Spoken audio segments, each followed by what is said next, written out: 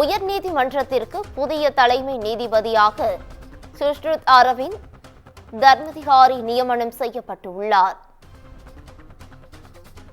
உயர்நீதிமன்றத்திற்கு புதிய தலைமை நீதிபதி நியமனம் செய்யப்பட்டுள்ளார். இது தொடர்பான முக்கிய செய்தியை பார்த்து வருகிறோம். உயர்நீதிமன்றத்திற்கு புதிய தலைமை நீதிபதியாக சுஷ்ருத் அரவிந்த் தர்மதிகாரி நியமனம் செய்யப்பட்டுள்ளார்.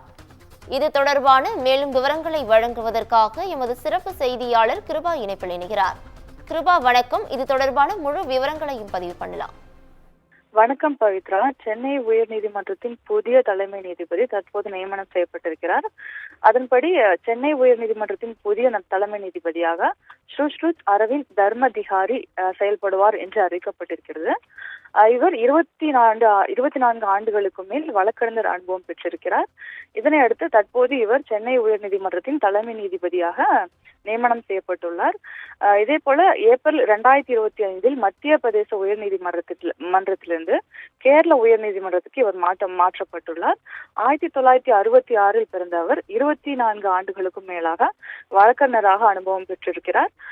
தற்போது இவர் சென்னை உயர்நீதிமன்றத்தின் தலைமை நீதிபதியாக நியமனம் செய்யப்பட்டுள்ளார். முன்னதாக சென்னை உயர்நீதிமன்றத்தின் தலைமை நீதிபதியாக மணீந்திர மோகன் ஸ்ரீவஸ்தா இருந்தார்.